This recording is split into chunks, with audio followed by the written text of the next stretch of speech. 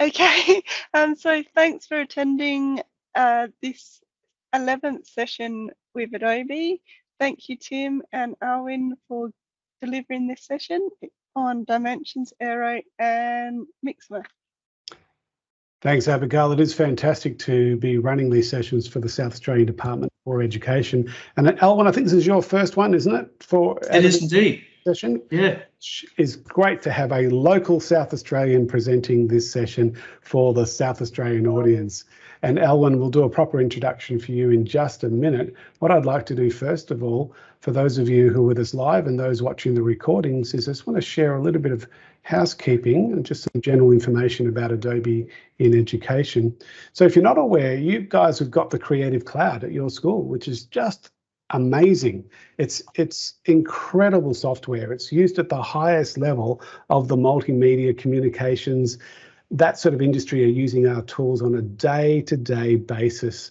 Anytime you watch television, anytime you're watching a Hollywood blockbuster film, it can't be made without Adobe tools. So they're being used at the highest level. In fact, our presenter has been involved at the highest level in terms of Hollywood blockbusters. We might sneak a little bit of information about that in a couple of minutes. But what I love about these tools is they're also being used in primary schools.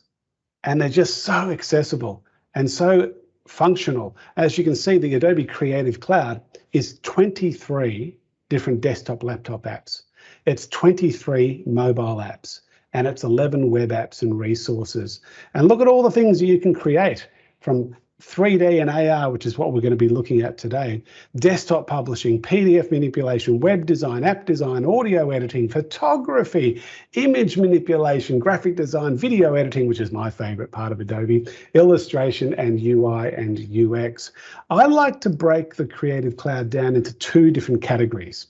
You've got your low lift, high impact apps like the Spark tools. And we've spent a fair bit of time this year looking at Adobe Spark. If you haven't come across the Spark tools yet, have a look. Maybe Abigail will throw in links to previous sessions that we've run during the year for the South Australian Department for Education, so you can get familiar with the Spark tools, because they are the most used tools in education.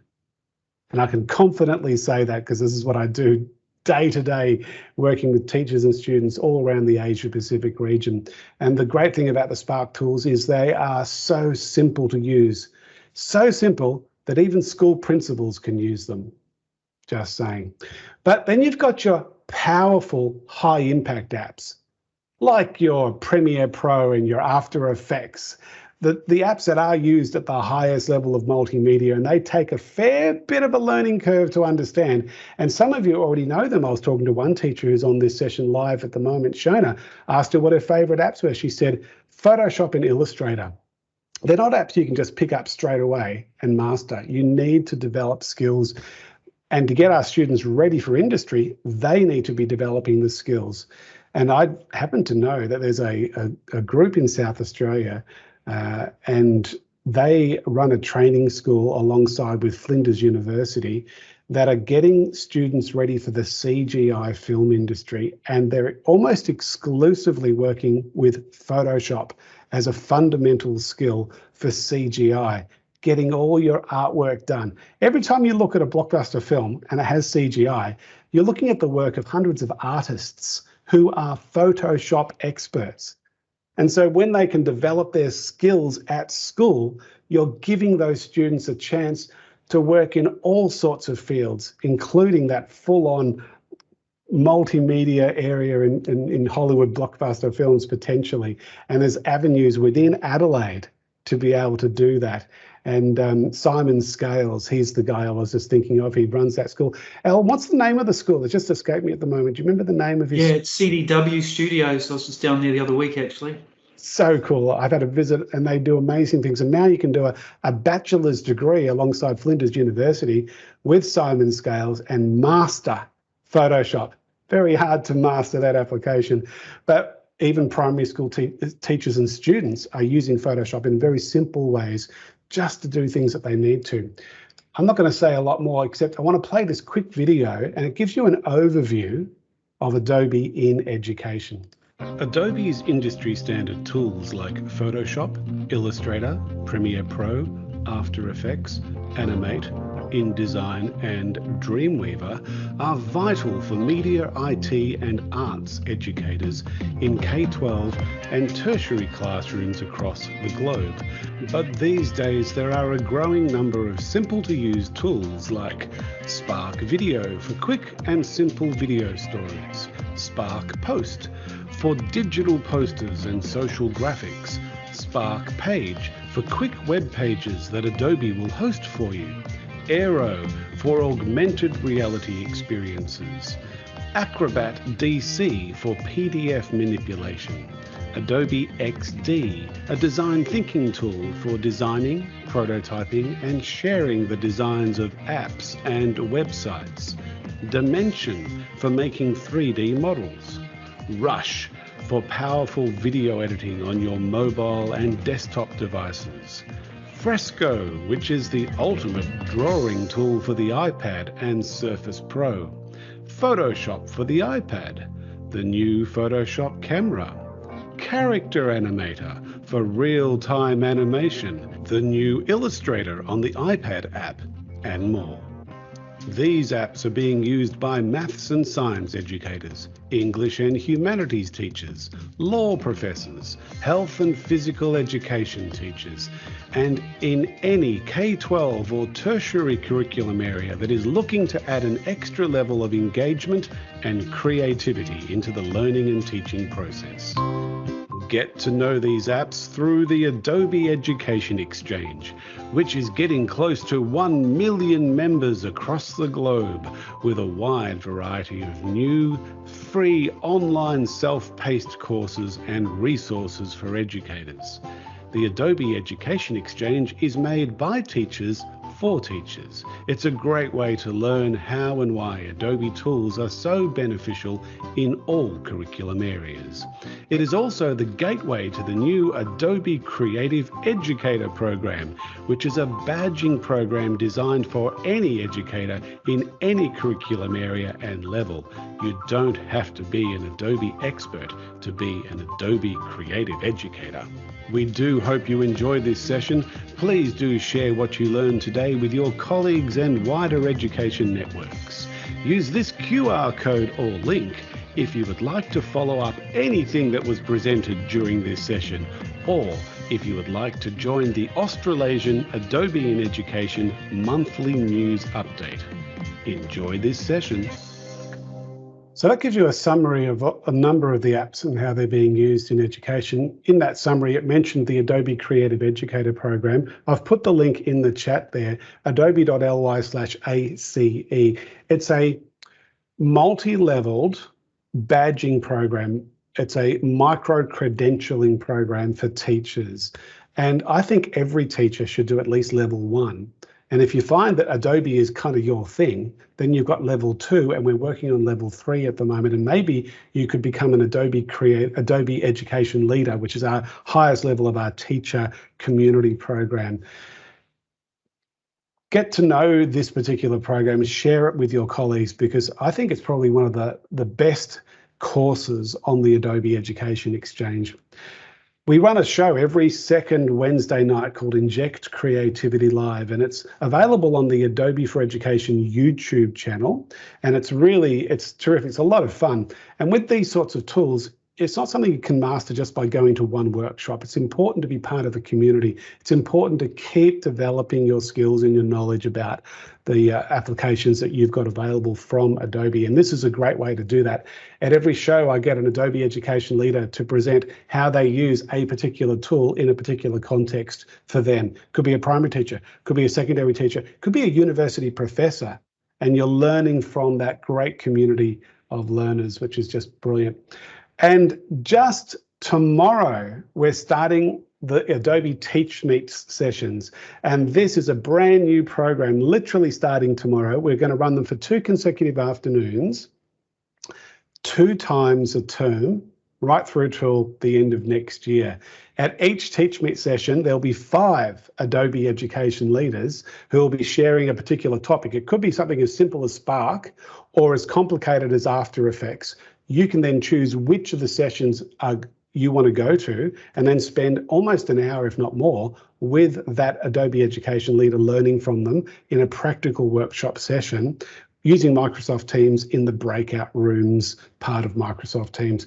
Tomorrow is going to be our first one, so it's a bit of a pilot, and you can still register for tomorrow if you're interested. But then on Thursday we do one as well. Remember, they're 2 consecutive afternoons with 5 topics per session. So look up adobe.ly/teachmeets, and more importantly, share that with your colleagues, because this is a great way to get to know our tools. Last thing from me, we do a newsletter once a month. If you're not already on my email list, and a lot of you already are, I think I've got close to 1,000 teachers now from South Australia who are part of that email list, then get onto it, because you'll get lots of refreshers, ideas and inspiration on how you can use our tools in an education context. All right, I've taken up enough time. Elwyn, tell us about the Hollywood blockbusters that you have been involved with in the past. Thanks, Tim. Hey, I just wanted to say, like, amazing resources for the education sector, honestly. I've been through some of that stuff, and there is some amazing content in there, so well done. A little bit about myself, Elwyn Hunt, based here in Adelaide as well. I've been in Adelaide for 5 years now, and actually what brought me to Adelaide initially was a post-production studio here called Rising Sun Pictures. I've been working in visual effects for over 20 years, working all around the world. I spent 6.5 years in London working on Harry Potter's and Narnia's and Alice in Wonderland's and all sorts of big Hollywood movies before moving to Los Angeles, and I worked on a couple of films there, and then I ended up going back to my native country of New Zealand and working on The Hobbit for the trilogy before coming back across to Australia. So a very long career in visual effects, and now using my expertise to be able to help the next generation of young creatives, and also to be able to help companies that are thinking of expanding into 3D as well. So excited to be here today to share some of my knowledge with you and some of the Adobe products.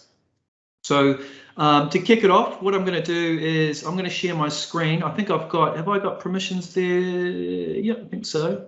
Let's do that. Just give me the thumbs up, Tim, if I've got. Good, mate. Looking good. Yep. Okay, great. So how I want to run this session today is I'm gonna start with Dimension, and then show you Aero, which is our augmented reality app, and then show you a little bit of Mixamo. The Mixamo and Aero apps are very quick, very easy to use, and shouldn't take too long. So let me just bring up the Creative Cloud, my Creative Cloud desktop to start with. So just a little tip here, if you can't find Dimension down here for some unknown reasons, that is because in your preferences up the top here, you have got this little flag here that says show older apps. If you turn that on, then Dimension should pop up. And I've already got it here, so it will show up because I've already installed it. But yeah, just in case you can't find Dimension. Now, there was a big release of 3D apps, and you can see them here: Substance Painter, Sampler, and Stager back in June. And Stager, they were sort of saying that it's a new version of Dimension, and it's sort of the upgraded version of it. And they were, there was talks about actually phasing out Dimension. In fact, and I heard this yesterday, that there is a really strong user base for Dimension, and I don't think it's going away anytime soon. So if you're familiar with that program, then you've got, and development will still continue with Stager and still supporting that app. So I think, there was some discussion of going away, but it's not. So let's just crack open Dimension here. And Dimension, when I first started using Dimension, I didn't start using it until I actually started with Adobe. I was more into the sort of the full-on 3D applications like Maya and Max and Blender and all these big heavy 3D programs. When I started using Blender, Dimension, the one thing that I did like about it was just the simplicity of it. Now, you've got some if I was to talk about the application itself, we've got like a basic starter asset library over the side on the left-hand side here, and you can see we've got 3D models, and we've got some basic materials that we can assign to those 3D models, and then up the top we've got this little filter, so we can filter either by models or by materials or by lights or by images or galleries, which is, really all these assets ship by default with Adobe Design. So I'm probably going to say Substance a lot because that's what I actually demo a lot. But so yeah, we have our 3D assets here. And the other cool thing up here, you can see we're in starter assets. If I drop that little flag down, you can see that we've got libraries. Now this will hook into my Adobe libraries. And if I go back to my Creative Cloud desktop, you can see if I go to my files here, and I've got libraries, I've got a bunch of different libraries here. So they're now showing up inside Dimension. These are the same libraries that you'll find in Photoshop and Illustrator. So it's really good for consistency when working in a team, for students that, are wanting to pass along, design elements.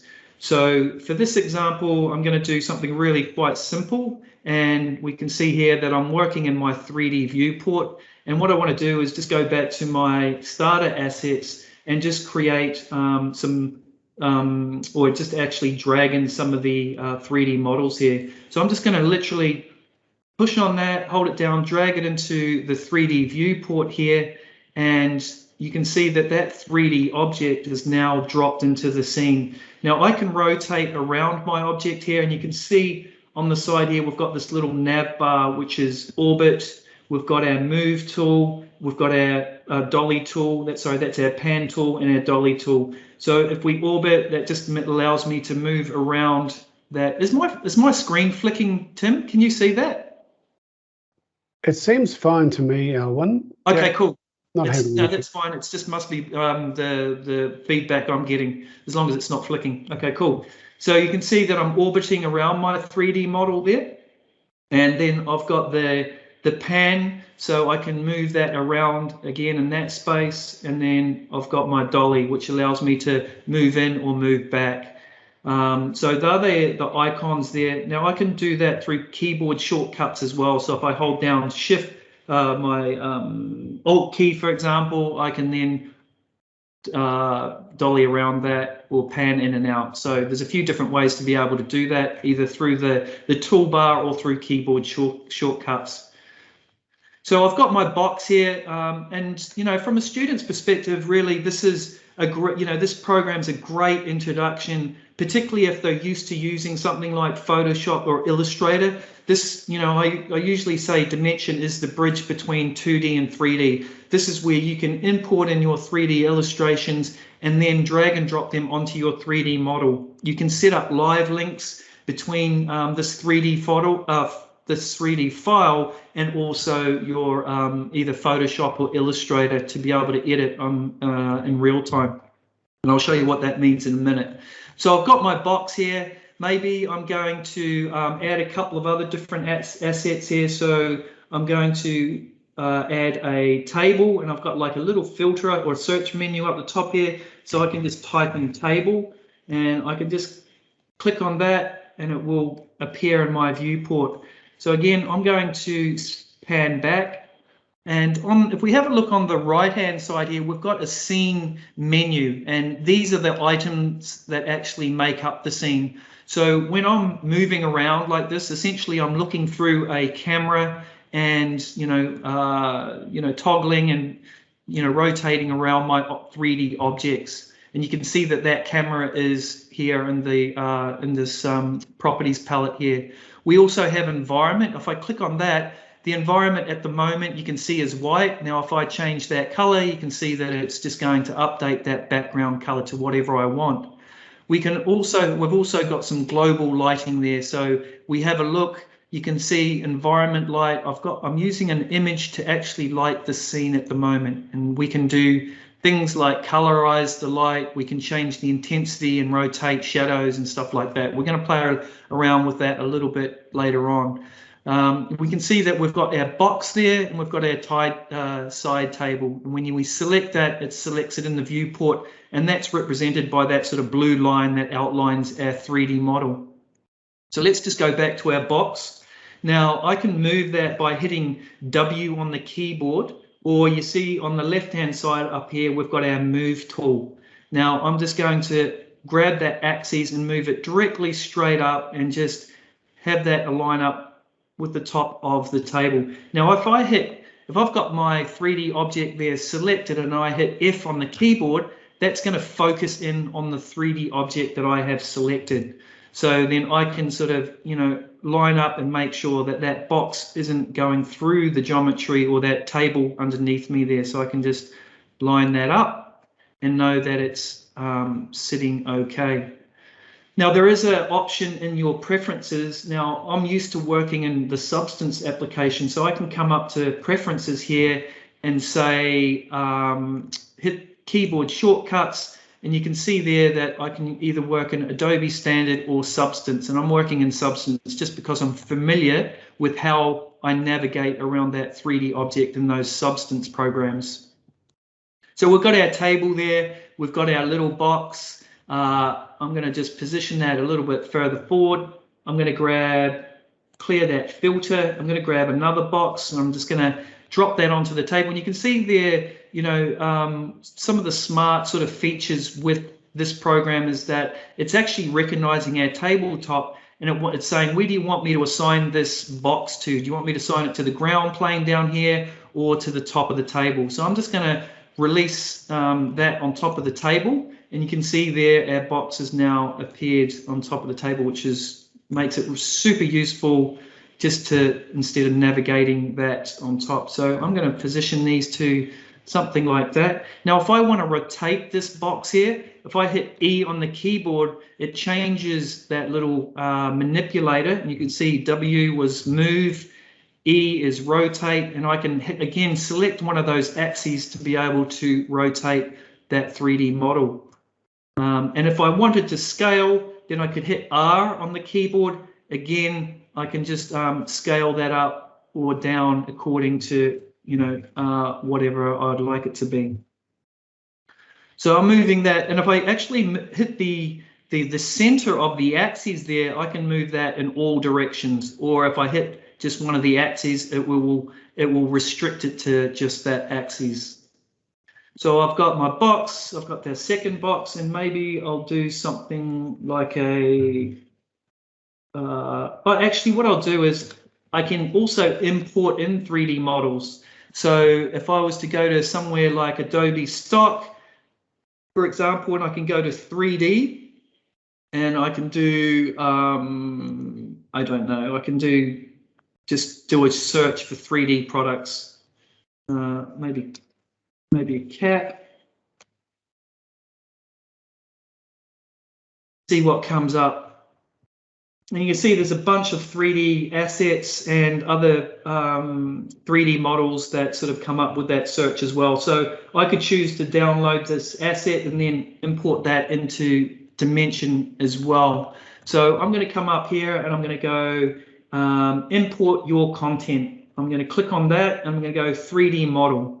So that's going to come up here, and I'm going to go to this. We've got a bunch of models that I've already downloaded, and we can see baseball cap there. So I'm going to just go open, and that should appear in our scene there. And you can see there that it's appeared on the bottom. So I'm just positioning that up top here. Again, I'm going to hit F on the keyboard. It's going to focus in on my cap, and I'm going to rotate that round a little bit. Hit W. Position that sort of towards the back of our scene. So now I can just bring him at the back. I can multi-select as well, so I'm selecting both those boxes there, and I'm just going to move them both back. So now I've got my box, and I've got just a bit of a cap there as something to stage behind it. Now I want to go to the next filter up here, which is our materials. Now, if I want to add some materials to these 3D objects, it's as simple as going in and selecting and dragging and dropping. So maybe I'll do a wood filter, and I'll do something like, I don't know, this walnut one. So I can just literally drag and drop that, and I can either select, make sure the table is selected, and I can select that in my scene here, or I can just select that material and drag and drop that onto that 3D object. And actually I wanted to do the walnut one, so I was going to do this one here. So I'll just drag and drop that again. You can see we've got this walnut one, and it's added that material. Again, very simple, just drag and drop. If I wanted to change the scale of this material or texture on the bottom, I can repeat it. So maybe I'll do that like 3 times. It just tightens up that grain a little bit. And I'm just going to zoom in a little bit so we can see it. And we've got our base wood material down there. Now, if I wanted to add some materials to these caps again, I might just go through and do fabric, fabric, and we've got this weave. So again, I'm just going to drag and drop that onto my baseball cap.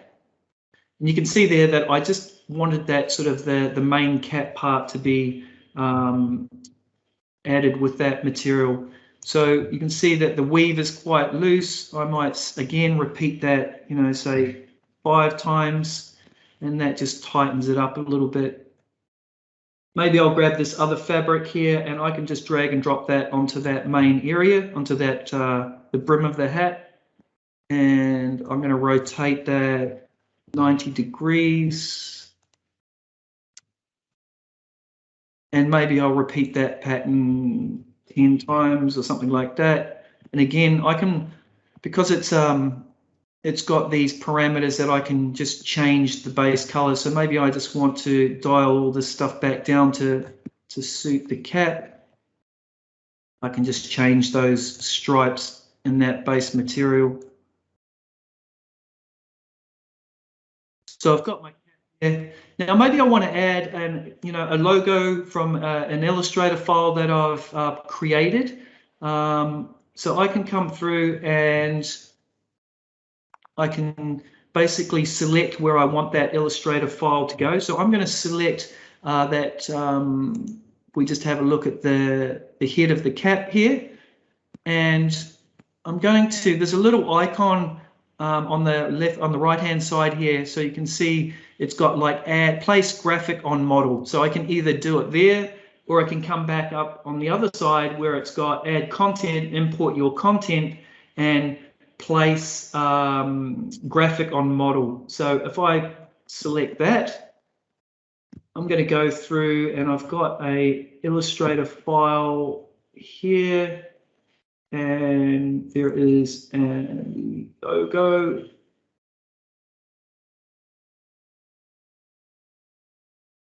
So that's just loading that Illustrator file now, and you can see this was my file, and I can move it however I want on that 3D object. I can just transform it. So again, I would just line that up to be maybe the center of my cap.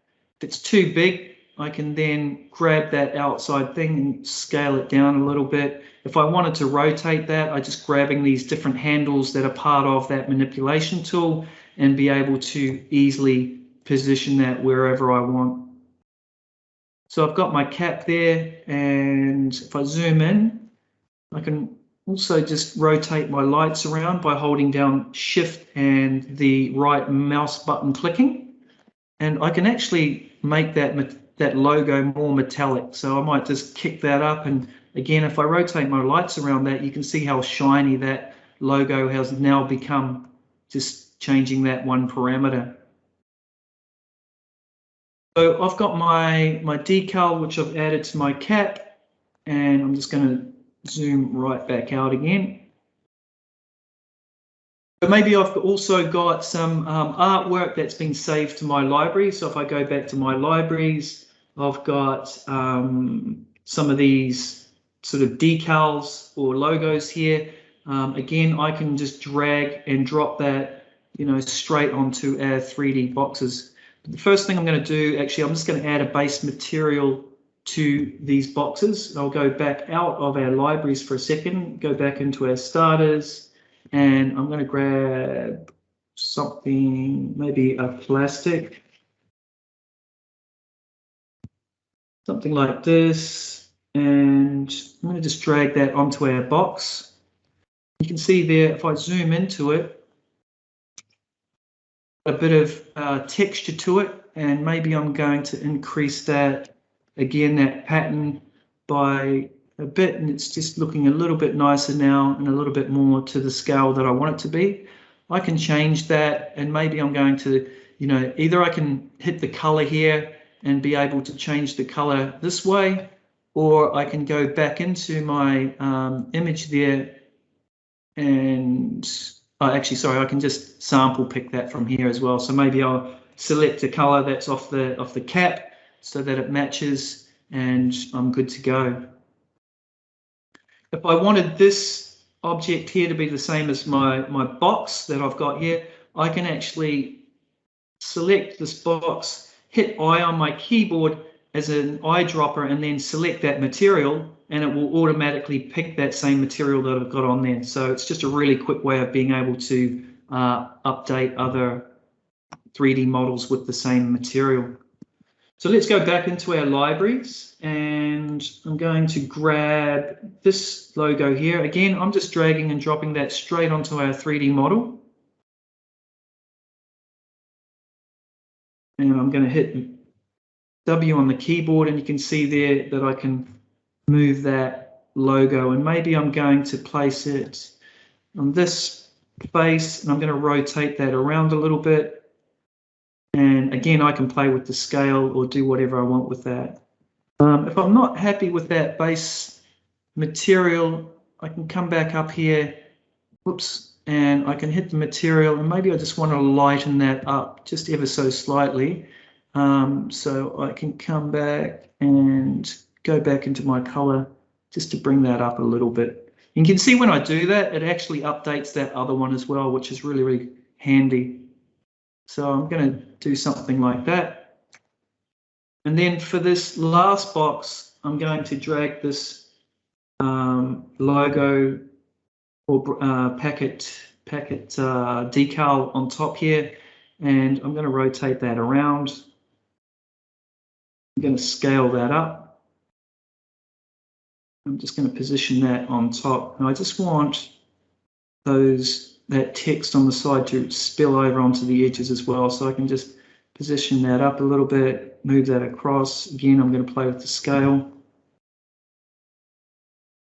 Something like that. Probably just play with a little rotation, but I just want that to sit on top of that box. So we can see the text is spilling over, and a bit more scale.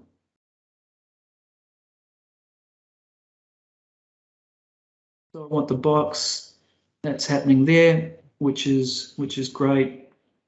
So now I've got, a sort of little scene set there, and I'm just using artwork. I'm using 3D models. Now, if we have a look at some of the lighting, so we're going to move to that next filter. So again, I'm going out of my libraries and I'm going into starter assets. I'm going to clear my search, and I'm going to go into lighting, which is that next little icon there. So there's a few options here. We've got directional lighting, we've got environment lights, and we can use these environment lights to actually light our scene. So just to show you what that looks like, if I just zoom in a little bit, and I can just drag and drop that into the viewport, you can see there that is now picking up those blues and pinks from that environment light. So if I can change the environment lighting to anything that I want, so maybe there's something outdoors, or maybe there is studio lighting. It depends on what I'm trying to do with my 3D here. So I'm just going to use this studio low key light. I'm going to drag and drop that into my scene here.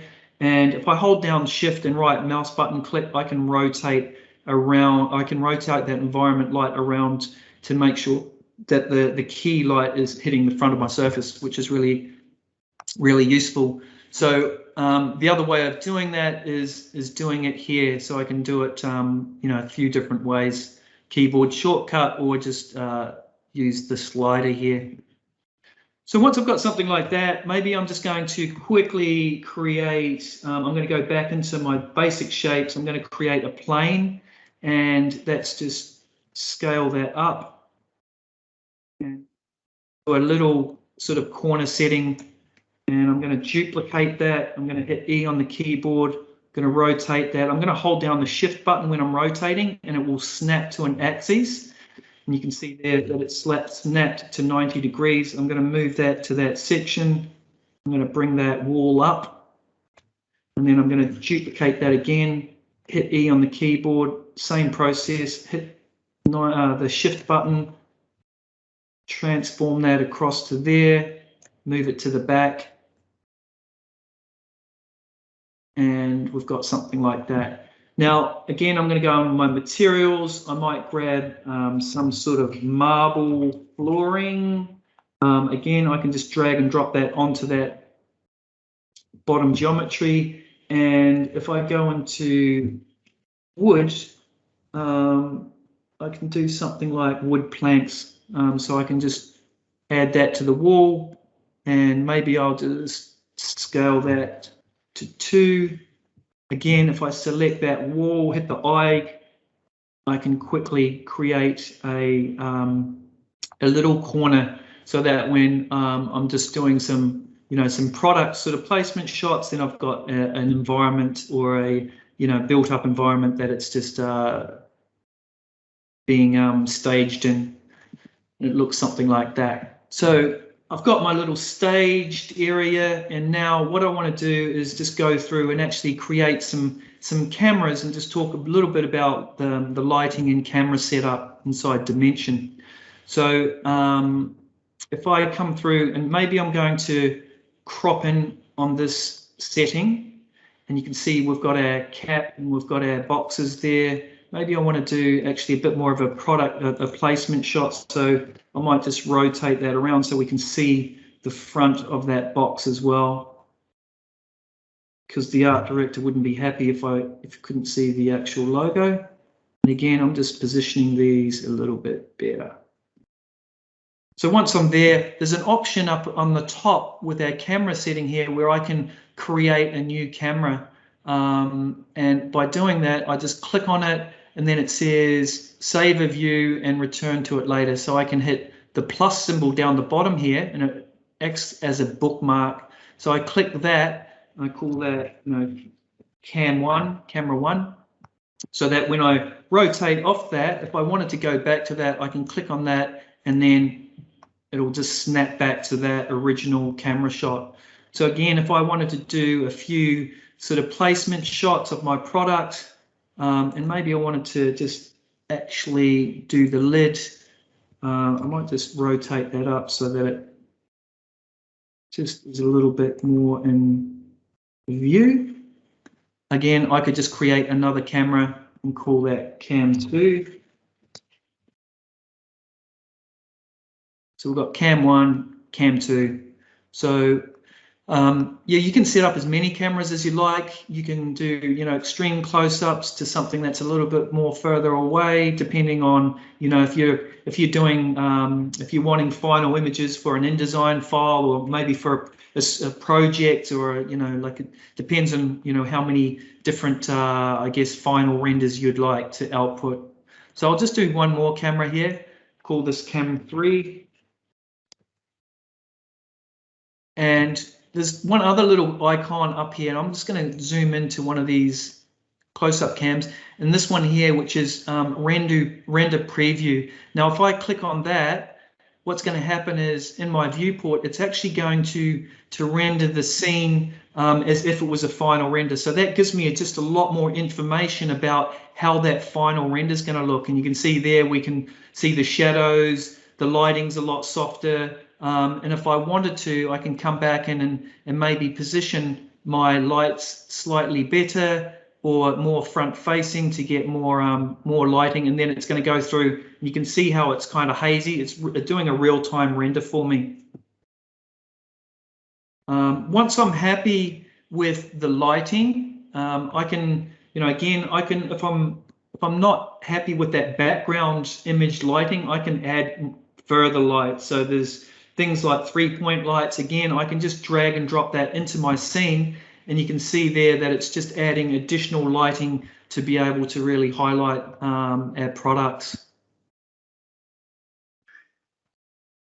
Once I've got my staging set, I can then go across to our render tab up the top here. So there's two main tabs. We're in design at the moment, and then the next one next to design is called render. I click on that. Nothing is showing up here at the moment, but there's a few different options that we've got, and we can see here that it's actually recognized the new cameras that we've created. So if I was happy with those camera angles, I could then go through and select all these cameras and be able to output, final images of all my cameras. I also have the option here to be able to export out those images as a PSD file. And what that does, it actually gives me a bunch of layers in my Photoshop file that allow me to do further post-production work. Things like a depth map, an ID map where I can go through and select those bits of 3D assets. And it also separates out the background from the foreground. So you actually get a lot of free layers when you export as a PSD. So I'm just going to unflag these for now. I'm going to do cam 1. I've got low and fast, so I can change the quality here. Actually, I'm not going to do a render here because essentially it's the same as what we're looking at here when I do a render. So I'm happy with my staging and my 3D elements. If I wanted to export out these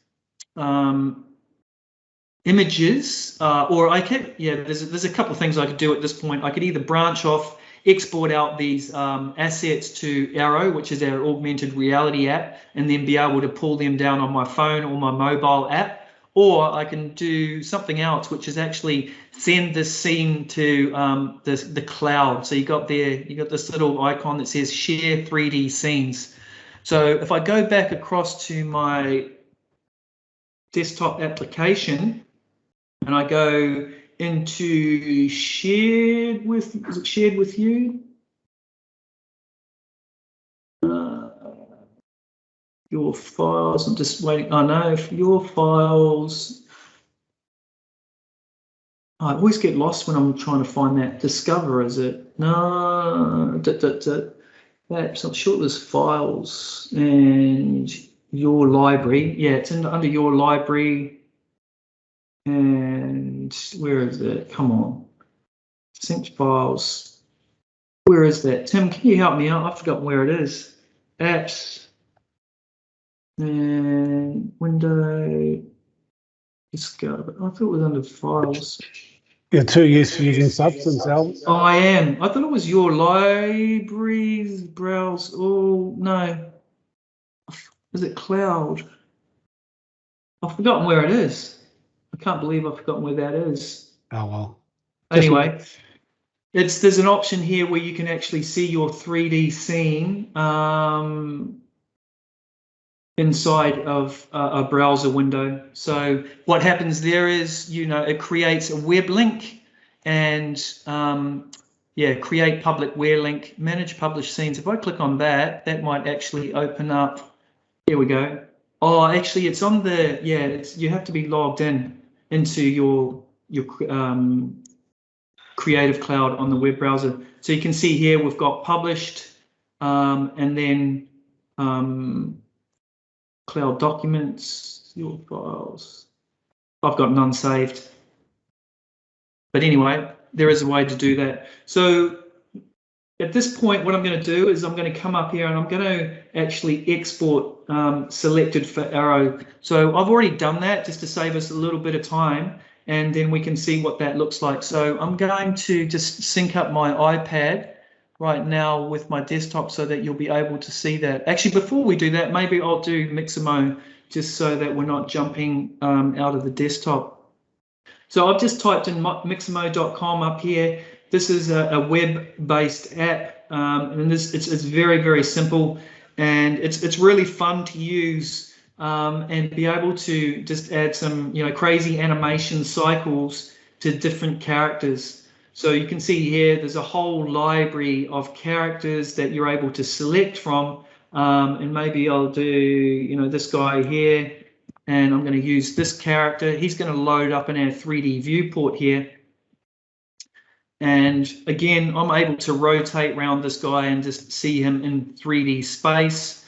If I wanted to add an animation to him, I just click on the animation tabs. Again, this is a whole library of animation cycles. So maybe I want him to do, I don't know, maybe some sort of, is there some sort of jumping or dancing? There's a running, he's running here. So I'm going to click on that running one. And what that's going to do is going to load up that animation cycle for me. If I just zoom back, and you can see him now using that animation. I can click on any animation here. Maybe I'll do a spinning kick. And I can import my own model. So maybe I've used another 3D program to create a model. I can import that. And what happens when you import your own model, you get a little, so if I go upload character, I don't think I have one, but let's just, I don't think I have one saved anywhere. But what happens here is it will allow you to do a basic rig where you're just kind of stipulating where you would like some joints, and that just rigs the whole character. It's very, very simple to do. You can change a few sliders here to be able to change the timing of the animation. And once you're happy with it, you can then download that animation with the character and be able to render that out. And like you mentioned earlier, Tim, I know that this has been used in some films, Hollywood films, where, you know, for some background character animations, they've just quickly run it through Mixamo and been able to output a final animation.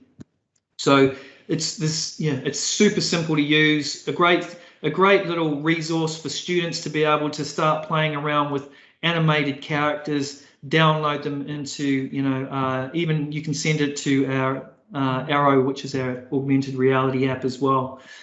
So let me just hook that up. So what I'm going to do is I'm going to just get my iPad speaking with my computer here. So I'm going to click on that, and then I'm going to just grab my iPad here, and let me know once you can see my iPad and screen. I'm going to just do that. So it should pop up now. Cool. So we can see, can you see that, Tim? Yep, looking good. Okay, great. So this is my iPad that you're looking, that you're viewing now. So if I was to go to Adobe Aero, I can click on my apps over here and just launch into Adobe Aero. And, you know, we've got a bunch. Adobe Aero is extremely easy to use. Again, if you were to go create new, I can go and actually learn, and there's a whole scene there that, you know, will take you through the various steps. And, you know, like you'll be up to speed in no time. It's a great one for kids, for, you know, just being able to give them that more immersive experience using their mobile devices. Now, if I go to create new, and what it does, it's asking to, and excuse my floor, it's looking for a surface. I'm just going to move my microphone over here so you can hear me properly. And it's just mapping out a ground plane that I can then attach my 3D objects to. Once it's mapped out and you can see that grid, I'm just going to hit the little icon in the middle, and it's processed that. So then I hit the little plus symbol down the bottom. I'm going to go to Creative Cloud, and I've got Project Aero there, and I've got K12, and I've got, you know, my cap. So that's the cap that we're working on. So I'm going to open that. And you can see it just loading up there with the circle, and then I'm going to tap onto the ground plane, and you can see there, if I click on that cap, I can now, using sort of the swipe keys, I can, whoops, I just covered the screen then, sorry. Let's just try that again, I just mucked that up. Actually, I might even just do it on my desktop. Oh no, it's actually there it goes, I scaled it up. Whoop.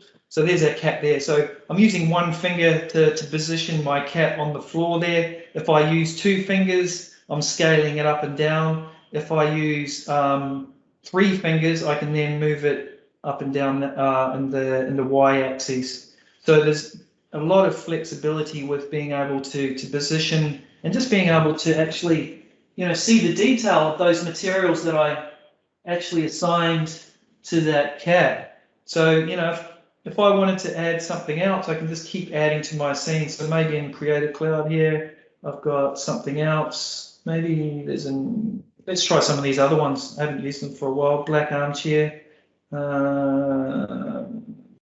Let's try that.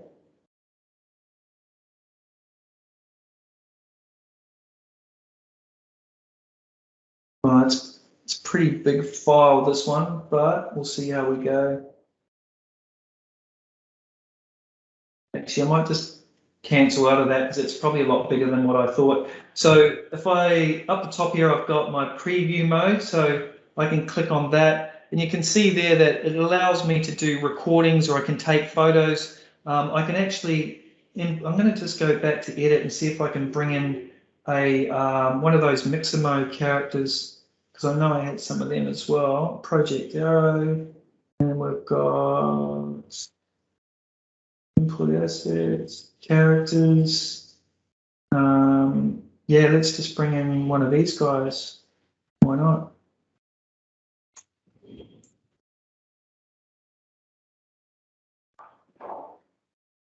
So that guy's loading up. So this is one of the characters that's been exported out of Mixamo, and it's got the animation attached to it as well. So you can have a lot of fun. The other cool thing with Aero is you can actually bring in Photoshop files that have layers, and it will actually respect the layers. And then you can start playing with the depth of field in between those layers. So you can really start building some complex scenes with your Photoshop files, with 3D objects. You can then take these 3D objects that we've imported in and assign animations to them. So it's a really fun way for kids to be able to start, you know, building out projects, but in a much more sort of immersive fashion. You can see a little ring up the top there. It's halfway done. So, they take a little bit of time, especially going over the cloud.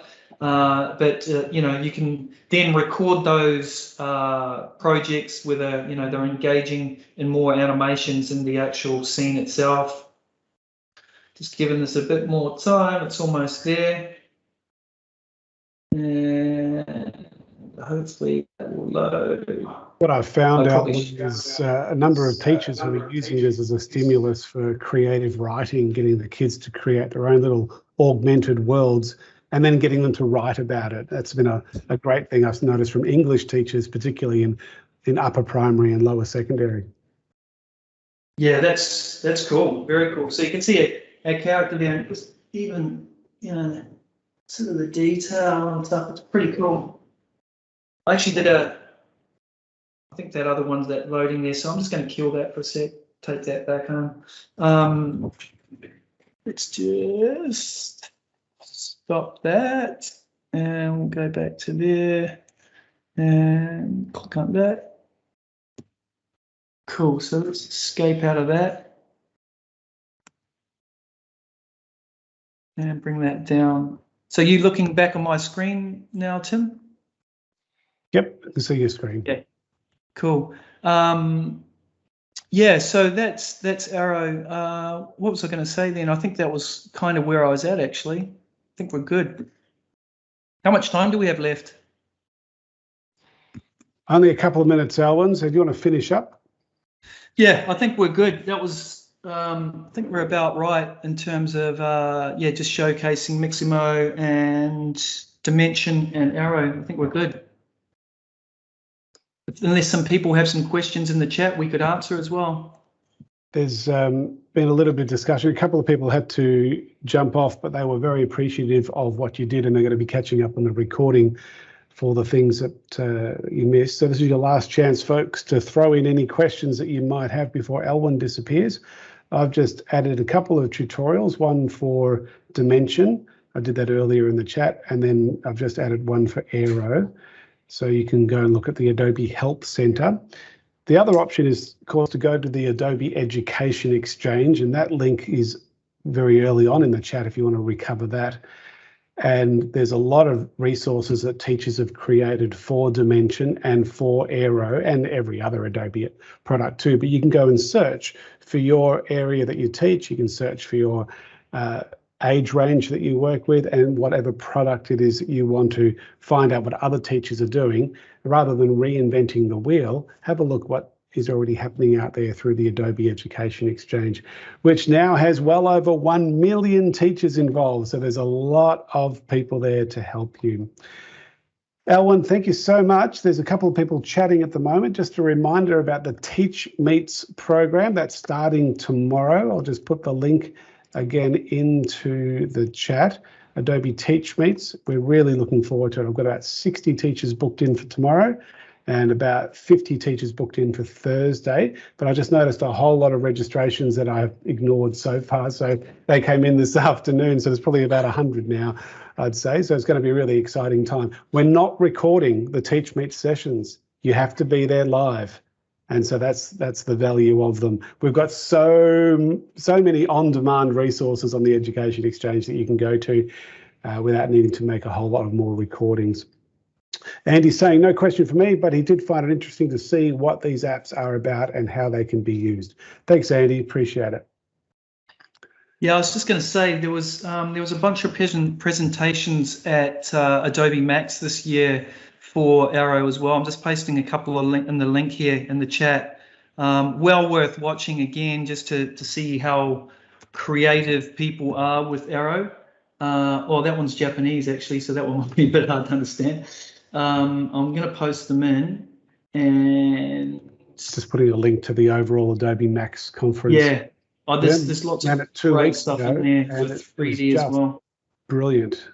We had 5 million people involved in Adobe Max last year by the time it all sort of finished up, and all the sessions on Adobe Max will be there for 12 months. So well worth having a look at. Absolutely. Yeah, excellent. I guess, the schools that are based here in Adelaide, like I'm, always doing school talks as well. So, hopefully when things open up, I'm more than happy to come on campus and talk to the students about, the Adobe products and give some demonstrations firsthand. So feel free to reach out. Terrific. Abigail, I think you've got a feedback form to share with everybody. Is that correct? Yes, thank you both of you for another really informative session. I've just popped a link to our feedback form in the chat, which will also issue you a certificate for attending as well. I'm not seeing that feedback form, Abigail. There we go. Oh, got it now. You've got it now. Just a bit of a delay. All right, thanks, Elwyn. Thanks, Abigail. Thanks, everyone who is with us live. And thank you to all the people watching the recordings. Hopefully we'll see you live next time. All the very best. Bye-bye. Cheers, Tim. Ciao, mate. Thank you. See you.